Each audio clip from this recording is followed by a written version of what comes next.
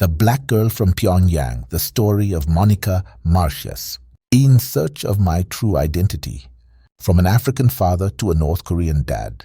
Monica Marcias was the daughter of Francisco Marcias Nguema, the first president of Equatorial Guinea. In 1979, a 9-year-old Monica was sent to North Korea for safety as her father's regime collapsed. Her father was executed, and Kim Il-sung, North Korea's president, became Monica's guardian.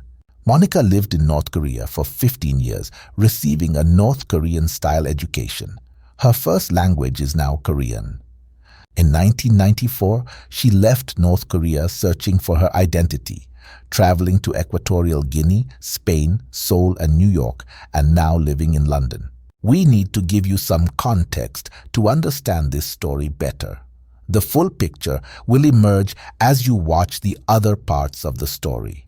Equatorial Guinea is a country on the west coast of Central Africa, with an area of 28,000 square kilometers, 11,000 escumai. Formerly the colony of Spanish Guinea, its post-independence name refers to its location near both the equator and in the African region of Guinea. In 1965, 2 General Assembly resolutions were passed ordering Spain to grant independence to the colony, and in 1966, a UN commission toured the country before recommending the same thing. In response, the Spanish declared that they would hold a constitutional convention on 27 October 1967 to negotiate a new constitution for an independent Equatorial Guinea. At the conference, the leading Fang figure, the later first President Francisco Marcias Nguema, gave a controversial speech in which he claimed that Adolf Hitler had saved Africa. Independence from Spain was gained on 12th of October 1968 at noon in the capital, Malabo. The new country became the Republic of Equatorial Guinea. The date is celebrated as the country's Independence Day.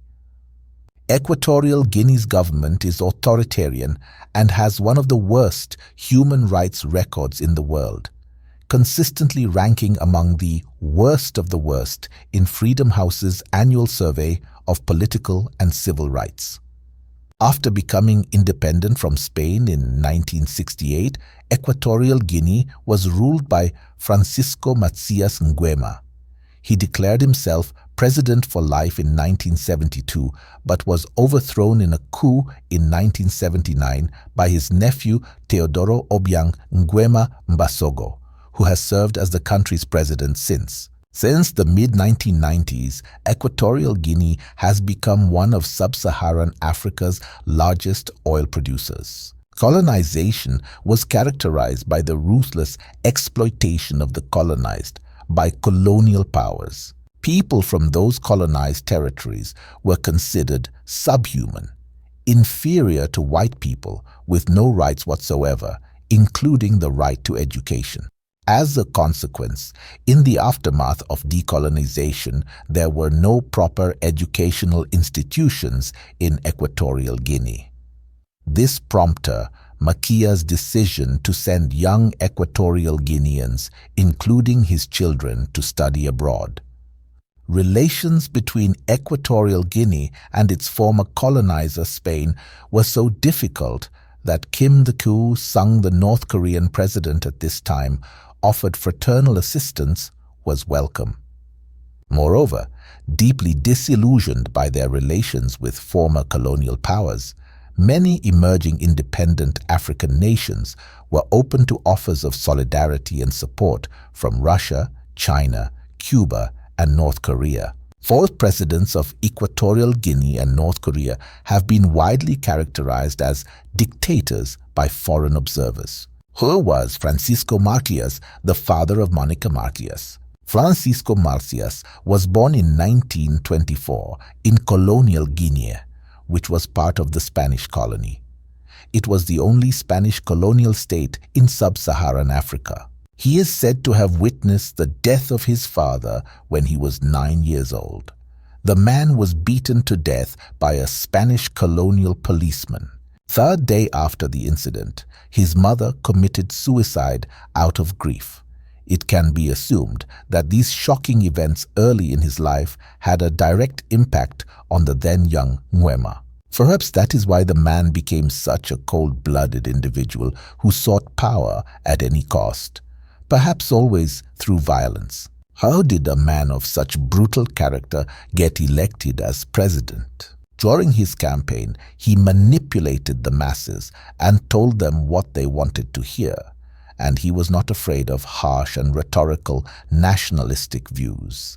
That is one of the reasons why he won against another candidate. He has only completed primary school. He could read with syllables but not write. The man even crossed himself 3 times in the civil service exam, which led to a low sense of self-esteem that turned into hatred of intellectuals. Politically, he became known for his ardent support for the Spanish colonists. He made his way into local government at the 4th attempt, launching his political career. Nguema Mongomo was mayor of the town during the period of Spanish settlement. Later, he was a member of the local parliament. Before the country declared independence in 1968, Nguema was elected president in the only democratic 2-round election in the country's history. The man immediately began to physically eliminate or kill his opponents. Finally, a third speculation is that Ondo planned a rebellion against Nguema after the failed elections, and that Bonifacio was executed when this was revealed. During this period, other former high-ranking officials of the country were officially recognized as having committed suicide, although many believe they suffered the same fate as Edu.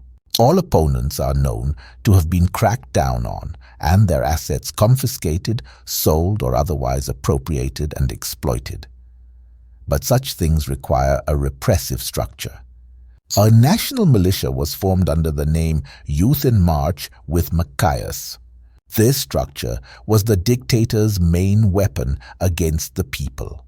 It was they who carried out all the whims of the ruler and were responsible for the mass extermination of civilians, torture, looting, and the burning of entire villages. Attacking objects such as plantations was not frowned upon. One example is the destruction of a cocoa plantation set up and worked by Nigerian migrants. The workers there went on strike and demanded higher wages, as the taxes were enormous. In addition, these personal thugs also beat up Nigerian diplomats when they arrived in the Guinea capital. Perhaps the most notorious case of mass murder took place on Christmas Eve, 1969. 150 political opponents were lined up in a stadium and shot. Cold-bloodedly, the officers who carried out this crime were wearing Santa Claus outfits, and the sound system was playing the song "Those Were the Days, My Friend" by Mary Hopkin. That same evening, the 26 victims were ordered to dig a trench in which they were later buried up to their necks and left to their fate. More precisely, be eaten by red ants. Francisco was extremely jealous and ordered the murder of all his mistresses' former admirers. In addition, all the men of his sympathies were killed. It is estimated that around 80,000 people were killed during Nguema's reign. This is an insanely high figure, given that the country had a population of around 600,000 people at the time. Nguema's human rights abuses resulted in the emigration of more than a third of the country's population to other countries. The dictator ordered the dismantling of the railway to prevent people from leaving the country. All the instruments of oppression, military, personal guards, were under the control of Nguema or the people around him. However, absolute power was not yet officially in the hands of a man, so he went even further. On 7th of May 1971, a new declaration was issued which partially revoked part of the 1968 constitution and gave Nguema unlimited power. Areas that had previously been the responsibility of ministers, the government, or other municipal institutions became the direct presidential responsibility. In the same year, another regulation was issued. Threatening the president or the government was punishable by death. Insulting the president or his cabinet of ministers was punishable with 30 years in prison. A year later, another bold step was taken. All the country's former parties were merged into a single party, the United National Party. Of course, it was led by Marcias. In the country's parliament, the man had personally held 20 of the 60 seats and half of the posts in the government. This was followed by the implicit law. The president remains in office for life. The government was the victim of family scandals, with many ministers being trusted confidants from the same village as the president. Nguema appointed his nephew as head of the National Guard. The government also took over the economy. Of course, the president had no idea how the economy worked, nor how to strengthen the currency. There was not even a system for the distribution of funds so that all the tax money could be distributed efficiently. So Nguema managed to assassinate the head of the country's central bank and declare that only the president of the country could reliably maintain the gold and currency reserves. And then he took it all for himself and kept the assets, first in his villa, in his bedroom. But later he found this to be too unreliable. So he took 7 suitcases of money back to his home village. Since the money was buried under the ground, some of it rotted. Marcias proclaimed himself the genius of science, education, and culture, thus launching a war against all intellectuals. He claimed that the educated social class was polluting the political climate of the country with foreign cultures. Almost all educated people were killed or exiled. Private education was declared destructive and was banned. The word intellectual became a complete ban. It seems silly, but wearing glasses has been banned because, according to the president, this is how intellectuals try to pretend to be smarter than everyone else. I'm not a fool myself, even though I'm from the peasantry, but they put on glasses to show off to working people. Over time, Francisco has become overwhelmed by his power and has started to make strange choices. He used his indigenous knowledge of shamanism to frighten the population to further justify his rule. This was followed by even more absurd actions, such as burning boats for fishing and booby-trapping roads to prevent people from fleeing. Finally, economically, the country stagnated. 90% of public services, such as electricity, the post office, and transport, came to a complete stop. The cocoa and fishing industries, which had sustained the economy up to that point, also crashed.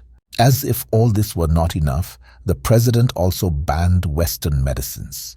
Of course, Marcias himself could not govern without electricity. So when the country's electricity economy began to collapse, he declared that electricity was not necessary and cut off everyone's power, using generators to get electricity in his palace. You would think it couldn't get any stranger. But the dictator banned the Catholic Church and declared himself a god. He did not use alcohol, but abused psychotropic drugs very often. Some believed that the dictator's behavior was due to his heavy and frequent use of marijuana. Eventually, he needed a doctor, but it turned out that there were no doctors left in the country. His relatives then called in a doctor from Cameroon who was shot dead after examining the dictator. Some people in the president's inner circle have speculated that he may have become a psychopath as a result of childhood trauma. Other psychological conditions were also said to have influenced his actions. Fortunately, everything comes to an end, and so it is for the dictator of Guinea. Many dictators have been famous for their bizarre or extravagant decisions, but one thing is clear: you can afford to do a lot of things when you are in absolute power until the military is satisfied. This is where Nguema made the critical mistake of not paying the promised wages to the military. On 3rd August 1979, he was forcefully overthrown by his nephew, Teodoro Obiang Nguema Mbasogo, who was the head of the country's National Guard. The whole process has been described as an execution. Teodoro felt obliged to rebel because in 1979 there was an incident in which 6 soldiers of the National Guard went to the capital of Mongolmo and demanded the wages that were rightfully theirs for the work they had done, however impossible it might be. 6 soldiers were killed. This was a kind of signal to the nephew that the uncle had got too much in and that it was time to take over. The best defense is offense. Mbasogo and part of the army managed to catch Nguema on 7th and August in the country's jungle with an empty suitcase containing money. He is believed to have eaten about $2 million during his 2 weeks in hiding and burnt some of it to keep himself warm. Other sources claim that the president was arrested in his home village. The fury of the National Guard was justified. Over his 11 years in office, the president owed them between $20,000 and $50,000. In a special court-martial, Marcias was accused of genocide, mass murder, theft of public funds, human rights violations, and stealing. The court sentenced Nguema to death, and on the 29th of September of the same year, he was executed. His nephew took over the presidency and has been in charge ever since. Following her father's trial and execution by firing squad, Marcias, her mother, and her 2 siblings were left stranded in North Korea. Soon afterward, her mother left North Korea, abandoning her children. Despite this, Kim Il-sung continued to fulfill his promise to take care of Monica and sent her to the Mangyondai Revolutionary Military Boarding School in Pyongyang. End of part I.